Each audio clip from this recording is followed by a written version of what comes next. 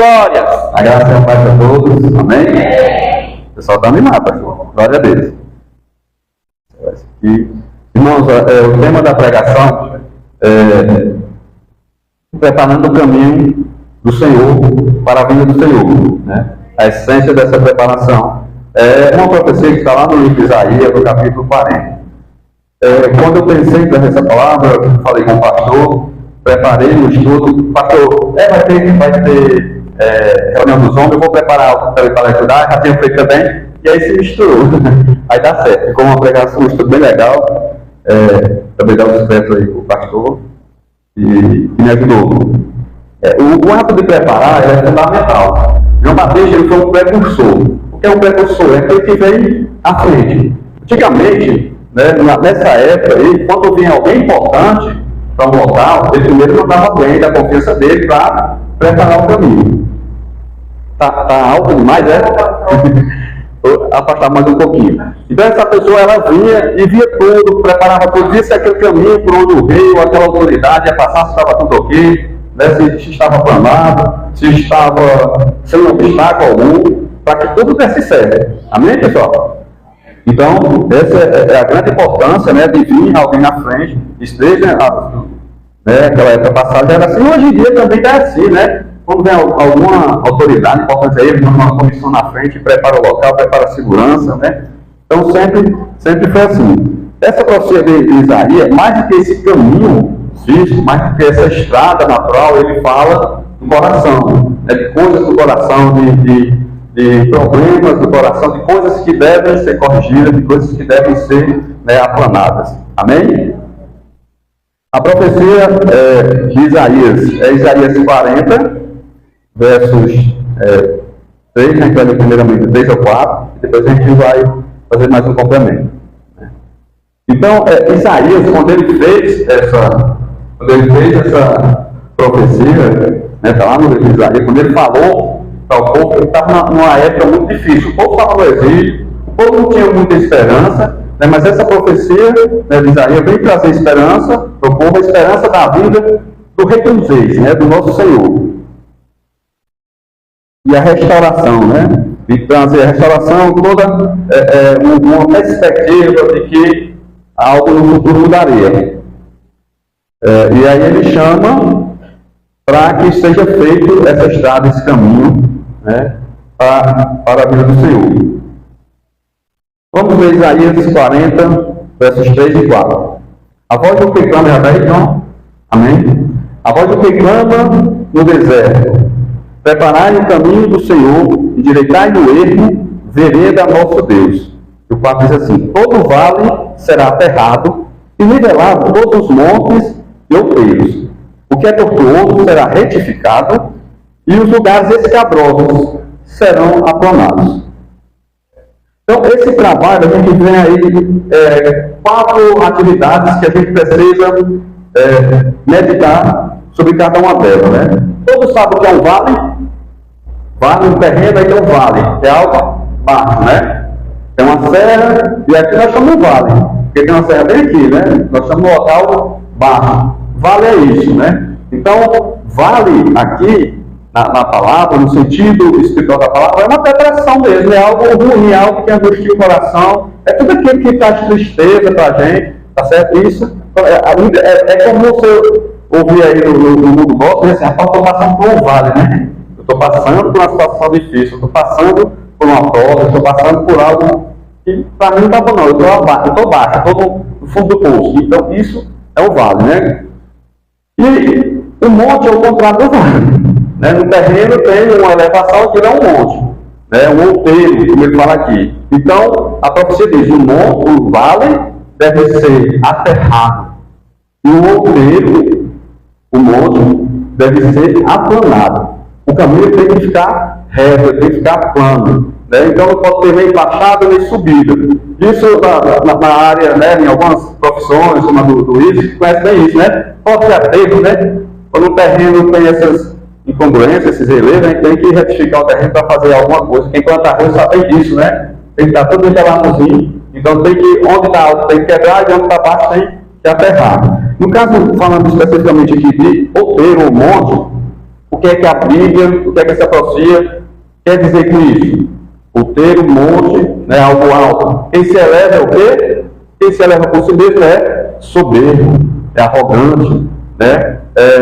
Acha que é melhor que os outros, quer ser independente. Então isso tem que ser removido, isso tem que ser quebrado.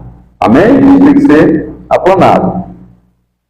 E aí uma outra palavra-chave que ele fala aqui na profecia, endireitar o caminho. Né? Porque muitos caminhos tem curva. Quem conhece a estrada que é viagem sabe que é necessário, muitas vezes, para passar por algum local, fazer as curvas, né? Mas o caminho do Senhor não pode ser assim. O caminho do Senhor ele tem que ser reto, ele tem que ser, né, linheiro, ele tem que apontar para algo verdadeiro. E esse endireitar o tortuoso, endireitar o caminho torto, ele fala na Bíblia aí com relação às injustiças, à mentira, algo que está de errado na sua vida com relação a você mesmo, né? A desonestidade, a injustiça, todo mundo, esses pecados que tem a ver com a ética, né, da pessoa, então tem que ser bem endireitado. Tem uma palavra aqui que é um pouco mais diferente, pelo menos na versão árabe, a qual eu li, que é escabroso, né? E os lugares escabrosos, aplanados. Vai parecer com vale, então não. É um pouco diferente, não sei se vocês podem pegar essa visão. Caminhos que tem muita pedra, né? Pedregulhos, é áspero, é aspereza. Isso fala de dureza do coração da gente. Então, isso tem que ser também endireitado, isso tem que ser aplanado também. Diferentemente do vale, é um caminho mesmo, mas que tem pedregulho, ele não é um caminho bem suave, né? É o contrário desse aí. Amém? Então, nós devemos também preparar essa questão. Então, tem várias atitudes aqui, né, que devem ser corrigidas. E naquela época, quando essa profecia se cumpriu, a gente vai já ver mais adiante, estava desse jeito, estava acontecendo todos esses defeitos aí do coração do homem. E aí, meus irmãos, após ver o que deve ser feito, que essa profecia aponta, aconselho para que nós façamos, ele dá no versículo 5 de Isaías 40, o propósito. Por que é que temos que fazer isso? Né? Isaías 45, já está aí? Vou ler. Que diz assim: a glória do Senhor se manifestará e toda carne haverá, pois a boca do Senhor o disse. Quando você acontece caminho, quando você fizer todas as atividades para endireitar o caminho que vai acontecer, a glória de Deus se manifestará. Amém, meus irmãos? Você pode dizer amém? Isso é algo importante. A pessoa, a glória de Deus se manifestando, depois que a gente fizer essas correções no nosso caminho. O cenário, né? Onde foi que essa profecia se cumpriu? A profecia já dizia onde era, né? Voz do que clama onde? No deserto. Preparai no ermo, né? Praticamente é um sinônimo de deserto também, é local mal habitado, né? Mesmo que não seja deserto, mas é local inóspito. Prepare no ermo o caminho para o Senhor. Aonde foi que a profecia se cumpriu? João Batista. Foi aonde? No deserto. Conforme a profecia falava. Deus, ele fala muito mais claramente no deserto. Eu estou falando do deserto físico mesmo aqui, mas também no deserto espiritual. Ele vai falar com a gente. Hoje a gente estava na reunião dos homens, e uma das coisas que eu chamou a atenção, pastor, foi quando um dos nossos colegas que você passou a palavra, ele disse: uma das coisas que é difícil para o homem é ouvir essa voz de Deus, né? E o pastor muito sabe, mas não, Deus sempre está falando. Todo pai fala com o filho, a não ser que ele esteja de mal com o filho, ele sempre fala. Só que as vozes, quando a gente está em meio da multidão, em meio a locais muito habitados, a gente não vai ver, mas quando a gente está no nosso local, no silêncio, na intimidade com Deus, a gente vai ouvir. E se a gente, às vezes é falta da gente falar também com ele, né? Porque quando a gente fala, certamente ele responde. Então foi no deserto. O deserto é esse local, como eu já falei, de escassez, de silêncio, mas é um lugar também de transformação. Muitas vezes, quando acontece esses vales, esse deserto na vida da gente, é que nos faz crescer, né? Nos faz ser transformado. E isso não é por a gente mesmo. É o nosso Deus que está provocando essa transformação. Então nós vamos falar do cumprimento, até aqui era a profecia, nós vamos falar do cumprimento dessa profecia através de João Batista, né? Onde é que eu posso ver que se cumpriu essa profecia? No Novo Testamento. Somos 4 evangelhos, né? Porque geralmente algumas profecias a gente vê que está se cumprindo ali nos evangelhos sinóticos. O evangelho sinótico é Mateus, Lucas, Marcos, né? Mateus, Marcos e Lucas, esses 3. E o João é um pouco, sempre difere um pouco do outro, mas até João, né, o apóstolo João aqui, não o João Batista, mas até o João aqui ele fala dessa profecia se cumprindo em João Batista, e um coloca até em primeira pessoa, coisas que os outros não fez. A gente vai já ver aí adiante, tá certo? Então eu não vou ler todos, só porque é basicamente a mesma coisa, mas eu escolhi aqui alguma diferença, como em Mateus 3:3, que vai dizer essa profecia, também nós vamos ver Lucas 3:4, e aí não vai ser só um versículo, vai ser 2, porque fica igual a profecia, e depois a gente vai ver João, amém? Então em Mateus 3:3, acredito que já esteja aí, é ligeiro, João, diz assim: porque este é o referido por intermédio do profeta Isaías. Vós que clama no deserto, preparai o caminho do Senhor e direitai a sua veredas. Ele só fala até aqui, tanto Mateus como Marcos, tá certo? Aí Lucas 3, a gente vai ler o 3, Lucas capítulo 3, vamos ver o 4 e o 5. Amém? E aí o início é basicamente igual, um pouquinho diferente, conforme está escrito no livro das palavras do profeta Isaías: vós do que clama no deserto, preparai o caminho do Senhor, endireitai as suas veredas. E o 4 vai dizer: todo vale será aterrado, e nivelado todos os montes e outeiros. Os caminhos tortuosos serão retificados, e os escabrosos aplanados. Tal e qual, né? O Lucas era um mais histórico, ele fez o resgate da profecia tal qual estava lá no livro do profeta Isaías. Amém? E aí, essa voz que clama no deserto, João Batista, ele no capítulo 1, verso 23, né, ele vai falar acerca de João Batista, né, dessa voz que clama no deserto, que era João Batista. Este que foi o precursor do Messias, né? Então, mais ou menos uns 6 meses antes, e aí ele preparou o caminho para Jesus. Então, em João 1, 23, diz assim: então ele respondeu, já está em Lucas, coloca em João 1, 23. Eu estou lendo tudo na versão árabe. Então ele respondeu: eu sou a voz do que clama no deserto, endireitai o caminho do Senhor, como disse o profeta Isaías. Vocês viram com a diferença em João, porque João não está dizendo: esse é a voz do que clama no deserto, que é a João Batista. Ele está dizendo que João Batista disse: eu sou. João Batista afirmou que era ele mesmo. Eu sou, né, a voz do que clama no deserto, endireitai o caminho do Senhor. Os outros falam assim: João Batista é o caminho do deserto. João Batista disse: eu sou. Ele colocou João Batista aqui em primeira pessoa, porque João Batista certamente falou isso mesmo para a sua plateia, que ele era a voz do que clamava no deserto, conforme estava escrito. E tudo estava se cumprindo tal qual estava lá na profecia, porque dava mais alguns detalhes, né? Como ele se vestia e tal, a maneira que ele agia, queria clamar no deserto. Amém, pessoal? E ele mesmo disse isso. A mensagem central, acho que todos sabem, o evangelho começa com o batismo de arrependimento. Ele clamando, né, as pessoas para que se arrependam. A pregação de João era essa: arrependam-se porque está próximo o reino dos céus, né? Mateus 3:2 vai dizer isso. Mateus 3:2, né? Que é um pouco antes do que a gente acabou de ler, fala exatamente isso: arrependei-se porque está próximo o reino dos céus, né?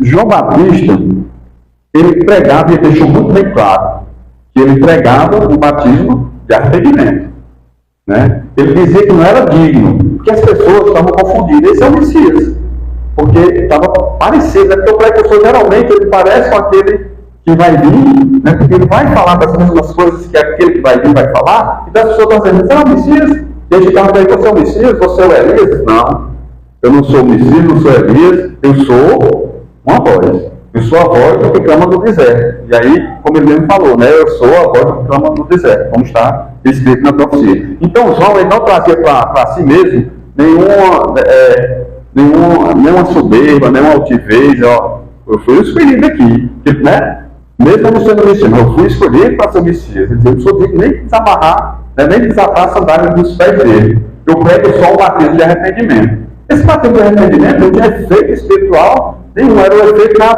pessoa. A pessoa tinha que se transformar. Ele dizia, arrepende-se, é algo que eu tenho que fazer. Mas ele diz, vai vir aquele que vai batizar com o Espírito Santo e com fogo. Ele diz também, é necessário que ele cresça e que ele diminua. Ou seja, ele não se colocou em patamar nenhum, né? Ele atraía a plateia, atraía o público, porque pela forma que ele falava, mas ele não julgava isso, ele não queria ser mais do que o que estava na profecia, e fazia questão de dizer isso. Amém? E ele não tinha também medo de falar o que precisasse falar. Não tinha medo de dizer a verdade na cara de quem fosse, né? Hoje, a maioria dos pregadores, dos pastores, tem medo de falar, porque hoje o mundo está tão mimimi que se a gente disser alguma coisa, verdade, está lá, está na Bíblia, se a gente disser, pode ferir o irmão. Né? A pessoa, a gente vê um pecado claro em alguém e chamar ele raça de vítima. Os fariseus lá, ele sabia como era o procedimento dos fariseus, e ele dizia, raça de vida, ele não era baixinho no ouvido e conversando uma conversa particular com ele, não, era para todo mundo ouvir. Era clamando, né? Clamar é um grito alto, né? Então, ele confrontava, né? Ele confrontava o pecado, ele dizia a verdade. Né? Hoje a gente vê que muitos, né, se levantam e querem ter essa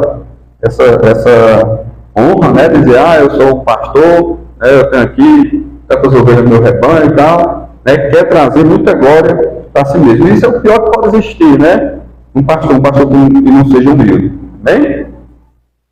E aí, meus irmãos, conforme João Batista fez, é nossa responsabilidade também fazer no dia de hoje. Né? Se João preparou a primeira vinda de Jesus, e ele já veio, nós, os crentes de hoje, devemos preparar a segunda vinda de Jesus e devemos preparar, né, a vinda de Jesus diariamente, todos os dias. A gente possa estar refletindo a vida de Jesus, a gente se corrigindo, conforme ele pede aqui, na profecia, que seja feito, né, que tudo seja corrigido. A gente deve fazer, é para a gente hoje, porque já se cumpriu lá no Novo Testamento, e hoje essa responsabilidade é nossa, né? Preparar hoje além da vinda do Senhor, que ele vai vir, mas enquanto ele não vem, que a gente esteja preparando essa presença de Cristo.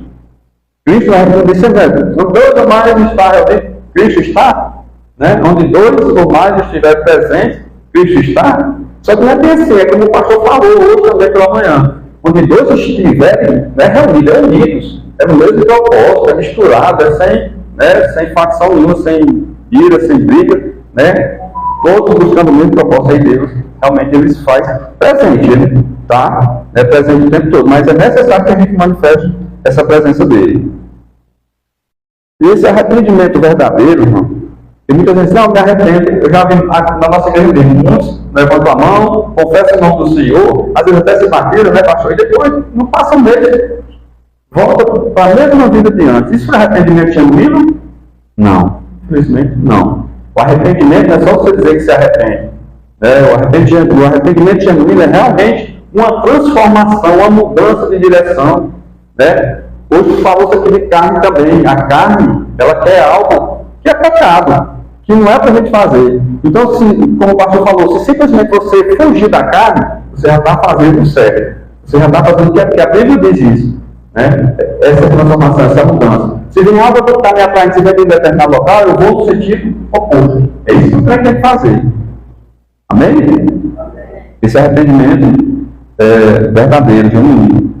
Então vamos aplicar, fazer algumas aplicações aqui, em cima dessa profecia de Isaías 40, 3 e 4, em nossas vidas.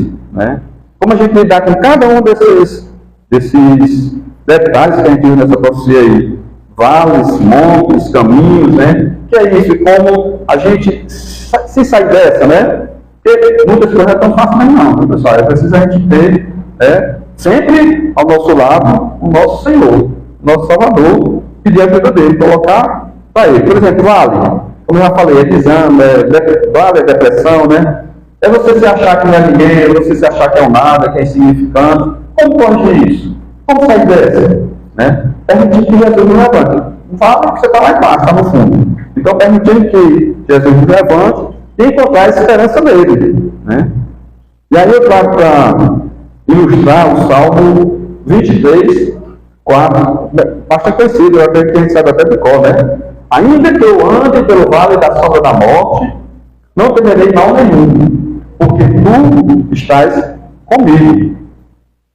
O teu bordão, quem não sabe o que é bordão, é o meu significado de vara, teu bordão, a tua vara, o teu cajado, aliás, me consolam. Então, essa é uma promessa para crente, né? Você não pode estar deprimido, você não pode estar depressivo, até porque é ordem também, né? É uma ordem, né? Não andeis ansiosos por coisa alguma, antes coloque tudo na presença do Senhor através de oração de súplica. O Salmo 23 também vai falar isso, vai dar essa certeza que Deus está nos protegendo com vara e com cajado. A vara era para espantar os lobos, o cajado era para lhe resgatar quando a ovelha estava presa numa pedra. O cajado ele tem uma curva, né? Era para apoiar, então ele resgatava a ovelha com aquilo. Então tem duas armas aqui poderosas, né? Bordão e cajado, que não podem deixar, não pode permitir que a gente fique nesse vale, nessa depressão. Amém? Os outeiros, como eu já falei, é orgulho, arrogância, né? Altivez, autossuficiência, independência de Deus. Quem é arrogante geralmente não depende nem de Deus, né? Então, como eu corrijo isso? Eu me submetendo à vontade de Deus. A gente, muitas vezes, a gente não reconhece esses defeitos, essas falhas nas nossas vidas. Algumas coisas, no meu discipulado com o pastor, na terça-feira passada, a gente viu isso, né? Alguns pecados ainda são ocultos. Se a gente for refletir, a gente diz, realmente eu estou deslizando um pouquinho aqui, eu estou revelando nesse detalhe aqui que eu nem estava me atentando. E aí você pede a direção de Deus, você pede a ajuda de Deus, ele vai me mostrar. E de repente você sabe, eu fui até um pouco arrogante ali, com fulano e tal, naquele dia, né? Às vezes a gente faz até de uma forma automática, mas a gente precisa estar vigiando, a gente precisa estar ponto diante do Senhor, como a gente muitas vezes na oração, Senhor, vê se há em mim alguma falha, né? E me corrige. Então, para a gente corrigir isso aí, para a gente nivelar esses montes outeiros, quebrar eles, essa arrogância, né, essa altivez, é submeter à vontade divina. Né? Tiago 4,6. Porque isso aí é só assim, para dar mais um animado, realmente eu não posso ser arrogante. Por quê? Porque, como diz Tiago 4,6, antes ele dá maior graça, pelo que diz, Deus resiste aos soberbos, mas dá graça aos humildes. Então, a gente tem que ficar corrigindo. Eu, em determinado momento, fui arrogante, eu vou ser mais humilde da próxima vez. Está dando oportunidade, né, pastor? E o Senhor me coloca naquela situação de novo, eu dizer, agora eu vou fazer diferente. Então, é dessa forma que a gente vai crescendo, né, e endireitando os caminhos. Como eu posso corrigir caminhos tortuosos? Né? Caminhos tortuosos aqui está ilustrado como desonestidade, injustiça, falsidades, segredos, mentiras, hipocrisias, relacionamento quebrado. Isso é torto mesmo, né? Não tem nada de muito reto nisso, né? Você ser desonesto, você ser injusto. Você não está sendo altivo, você não está sendo, mas você está, o seu caminho não está reto, o seu caminho não está direito. E aí, a gente precisa ver também, tá analisando isso aí, se há alguma falhazinha, a gente tem que buscar a verdade, tem que ser verdadeiro, íntegro, né? Não tá fazendo desonestidade, né, com mentiras.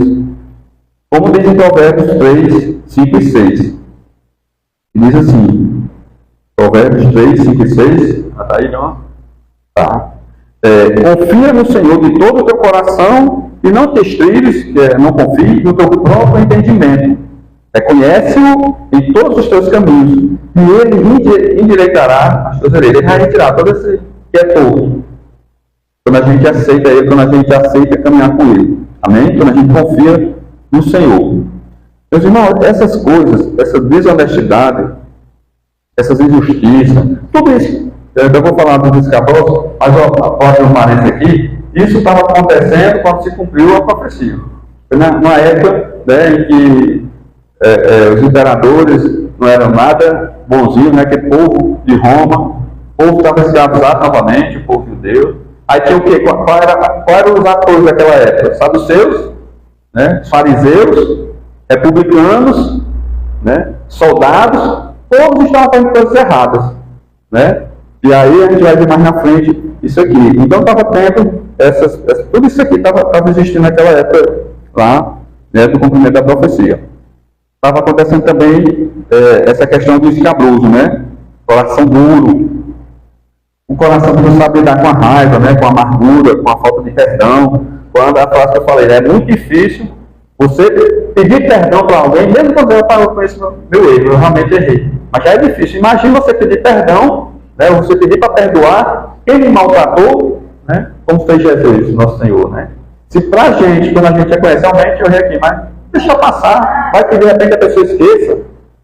Porque é difícil pedir perdão, então isso tem que ser trabalhado também, né? E Jesus diz, Pai, perdoa, porque eles não sabem o que fazem, né? Pediu perdão para quem estava maltratando ele. Então, esse coração duro é o que a gente chama de lugares escabrosos. Amém? E o remédio para isso é cultivar mansidão, paciência e amor, e a gente pode ver isso nos frutos do Espírito, como está lá descrito em Gálatas 5, 22 e 23. Começou com bem pouquinho versículos, mas a gente está tendo bastante, porque realmente a palavra traz muita, né, usa muita citação bíblica, que tem tudo a ver com a palavra. Mas o fruto do Espírito é amor, alegria, paz, longanimidade, benignidade, bondade, fidelidade, mansidão, domínio próprio. Quanto essas coisas não há lei. Né? Então, quando você tem o Espírito, esse lugar escabroso não vai existir mais não. Né? Porque o seu coração não vai ser mais duro, seu coração vai tratar com alegria, com amor, com bondade. Né? Bem que eu só consigo essa palavra, eu lembro. Benignidade, né? Então, quando você tem o fruto do Espírito, você já está correndo isso aí. Então, clamar por ele, né? Pedir para que ele sempre esteja conduzindo. E o ponto central, como eu tinha falado dessa mensagem, é o arrependimento, né? E esse arrependimento genuíno, né? Como pregava o profeta João Batista, né? Como nós podemos também conseguir esse arrependimento genuíno. Esse arrependimento genuíno, já li em Mateus 3,2, que dizia que a gente tem que ter esse arrependimento, e para comprovar que esse arrependimento é genuíno, o que é que deve acontecer? Deve gerar um frutos dignos de arrependimento, conforme está em Mateus 3,8. Produzir, pois, frutos dignos de arrependimento. E aí, João Batista, isso aqui é João Batista falando, né? Pregando o batismo de arrependimento, fazendo a pregação de arrependimento, levando as pessoas né, mostrando que tem que se arrepender, começa por aí, e aí ele confrontava também, como a gente vai ver na sequência aí nos versículos de 9 a 10. Né? Ele confrontava os fariseus, né, chamando de raça de víbora, né, e que o povo que tivesse origem, dependendo das suas situações, ele confrontava. Né? E aí a gente vai ver esse confronto aqui, ó, Mateus 3, 9 até o 10. Na sequência, né, vai dizendo assim, ó, e não comeceis a dizer entre vós mesmos, temos por pai a Abraão, porque eu vos afirmo que destas pedras Deus pode suscitar filhos a Abraão. Já está posto o machado à raiz das árvores. Toda árvore, pois, que não produz bom fruto, é cortada e lançada no fogo. Mas essa palavra dura, porque os fariseus diziam isso, ele estava pregando, batendo arrependimento, não, mas você disse não para a salvação, a gente é ali, Abraão, que é nosso pai, então ele vai chamar a gente, é assim a salvação? A salvação depende de alguém, a salvação da gente é individual. Cada um deve fazer a sua parte. Né? Não é confiar em alguém da família, porque eu sou primo do pastor, estou salvo, né, pastor? Ei? Sou primo do Lidember? É assim? Não, ele diz, Deus ele pode suscitar dessas pedras filhos a Abraão. Então não vai pensando que é essa maneira que você, né, que você está imaginando, não é não. E aí ele dizia algo mais forte ainda, o machado já está posto à raiz. Todos sabem o que é raiz, né? Não é caule não, caule é a parte aérea, a raiz é lá embaixo. Ou seja, vai cortar e a árvore vai cair. Não é só uma parte, não é só um galho, né? É preto no branco, né? Ou você ou você não é, ou você não se arrepende genuinamente. Esse arrependimento genuíno, ele vai gerar frutos, né? Frutos dignos de arrependimento. Amém? Então vamos, dando sequência, fazer uma avaliação, né, para as nossas vidas, uma avaliação de todas essas coisas que nós temos falado aqui, dos vasos, né, pisando, dos montes, os caminhos tortuosos, né? Sempre a profecia é sobre isso, e reconhecer esses lugares. Né? Essa preparação, ela começa com uma confissão sincera. Né? Porque não adianta ninguém dizer assim, o seu caminho você está no vale, ou você é um monte, você é rodando. Não adianta as pessoas dizer se você realmente não se avaliar e ver que é realmente assim. Amém? E aí, a gente deve se fazer essa autoavaliação, colocar diante do Senhor, pedir a ajuda do Senhor, como já mostrei aqui como é que se faz. Alguns versículos aí que dão ilustração para isso. E essa ação concreta, né, ela vai gerar generosidade, integridade, autoridade, né, que não deve ser abusada. Essa generosidade aqui, a gente vai ver lá em Lucas capítulo 3, versículo 10 a 14. Certo, irmãos? Como a gente realmente deve se alinhar, né, com esse arrependimento. Quem se arrepende vai fazer isso aqui que a gente está lá em Lucas 10 a 14. Além de você ir para o sentido contrário ao que sua carne pede ou manda, você deve seguir esse mandamento aqui de Lucas 3, o verso 10 vai dizer assim até o 14. Então, as multidões me interrogavam. As multidões estavam interrogando João. As multidões, depois vai falar de outros autores. Dizendo, então, o que havemos de fazer? Né? Quando ele pregou esse batismo de arrependimento. João respondeu para eles, para a multidão. Quem tiver 2 túnicas, reparta uma com o que não tem. E quem tiver comida, faça o mesmo. Quem tiver 2 túnicas, reparta uma das 2 com o que não tem. Gente, só com uma. Naquela época era normal que você pessoa mal comer. Hoje a gente está cheio de roupa, né? Mas naquela época era um item valioso. Se fosse trazer por dia de hoje, era o valor de um carro, porque era difícil de conseguir. Não tinha essas telarias que existiam hoje aí que, né, fazer roupa, a roupa era difícil. Então, é mais, irmão, do que dar umas simples roupas. É dar algo de muito valor para quem está precisando. Tipo assim, dá um carro. Se a pessoa está precisando, né, para um trabalho e tal, e você ajuda o irmão. É algo que você possa fazer pelo irmão, que vai mudar a vida dele, ele vai ver o reflexo de Jesus em você. E aí, continuando, a comida, né? A comida também não era favorável. Aí foram os publicanos. Já falei que eram os publicanos.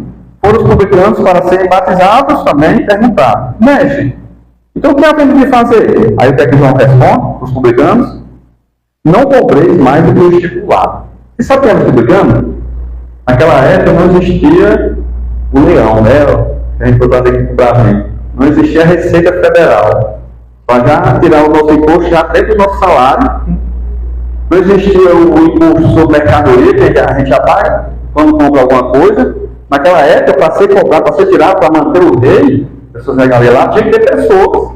Não tinha para ser contratada por eles, para uma cidade. Então era o maioral do publicano.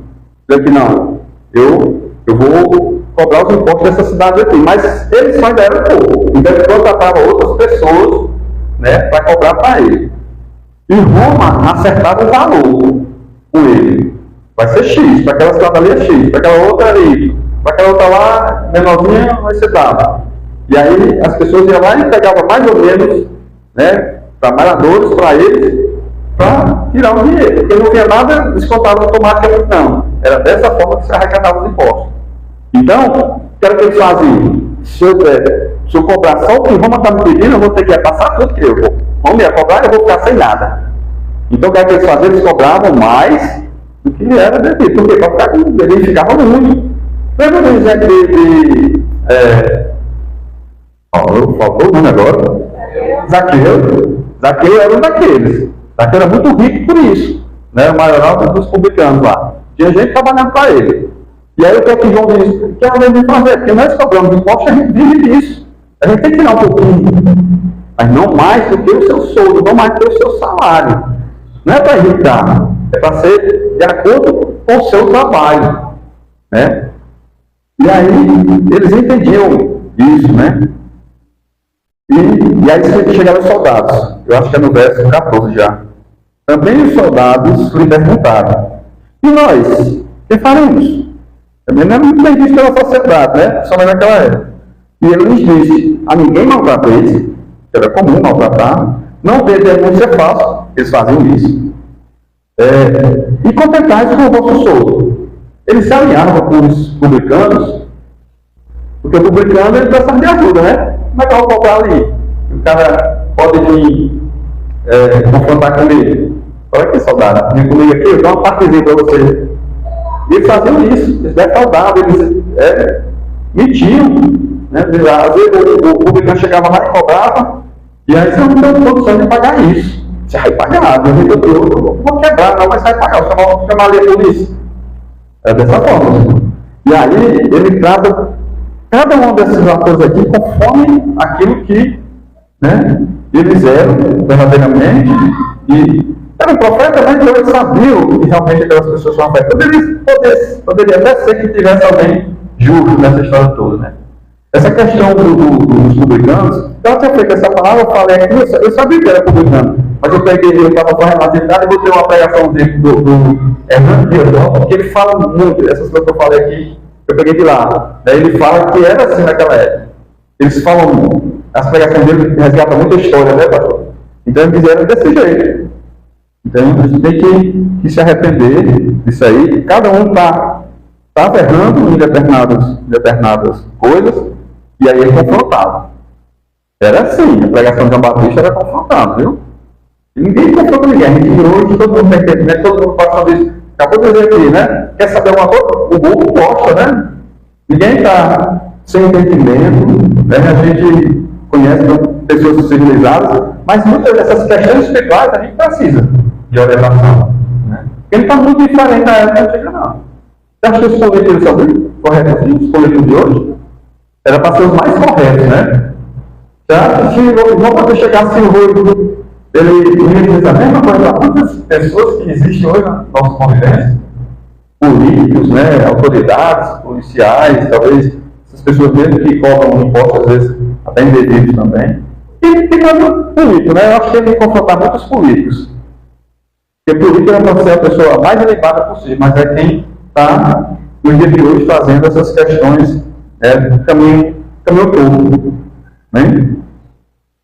E aí, deixa eu entender Lucas. Então a gente tem que remover, né, todos esses obstáculos, todos esses defeitos, né? Ter comunhão com Jesus. O impacto disso, meus irmãos, como eu já falei, está no versículo 5 da profecia, né? E se manifestará a glória de Deus. Se manifestará a presença de Deus. Quando a gente consertar o nosso caminho, quando a gente conseguir andar reto, sem subida, sem descida, sem imperfeição nenhuma no caminho, a gente vai atrair a presença de Deus. E vamos estar preparando para a sua segunda vida. Num momento ou outro ele vem. Porque está escrito. Então, essa responsabilidade hoje é dada aos crentes, né? Se arrepender, mostrar que se arrependeu, e aí os outros vão ver. O ano de tal era assim, e hoje ele está totalmente diferente. Como é que pode a pessoa mudar da água para o vinho? Isso não é glorioso? Isso não mostra a glória de Deus, porque sozinho não ia conseguir. É fato.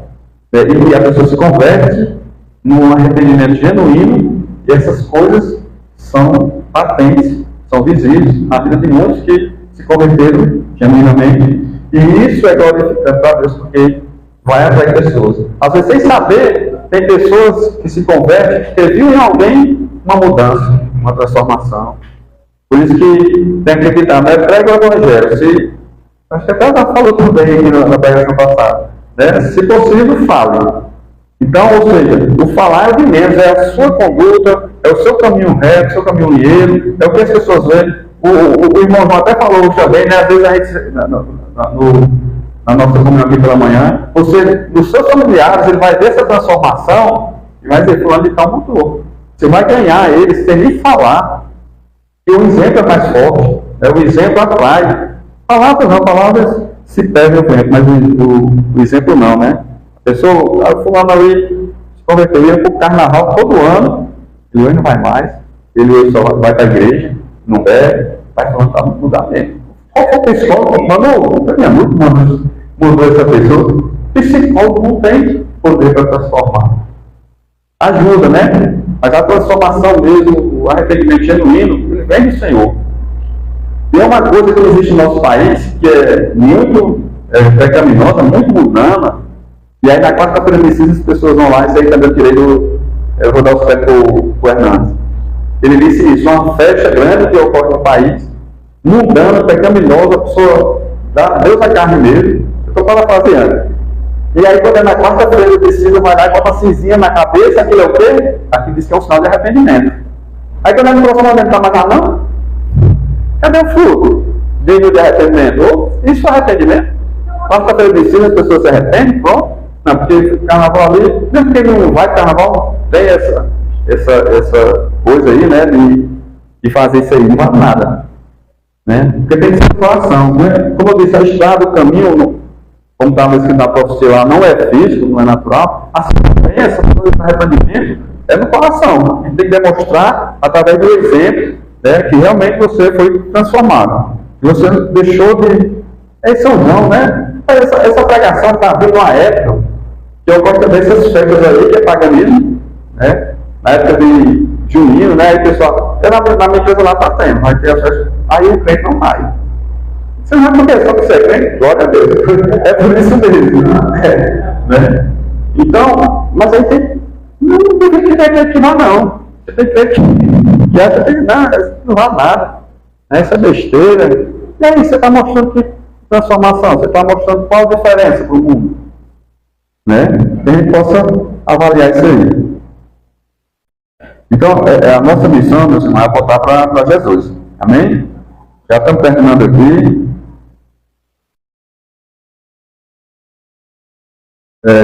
A gente, uma vez só, concluindo aqui, né? Seja a voz, nós devemos ser a voz desse tempo, a voz da nossa geração. Assim como João Batista foi uma voz que clamou no deserto, a gente deve ser essa voz. Não só com voz mesmo falada, porque até a própria voz de Deus não é assim, mas que a gente mostre, através da nossa conduta, que somos transformados. E tem muitos crentes hoje em dia que são os crentes 007, né, pastor? E aí ninguém vê transformação de maneira. Nós devemos ser essa voz.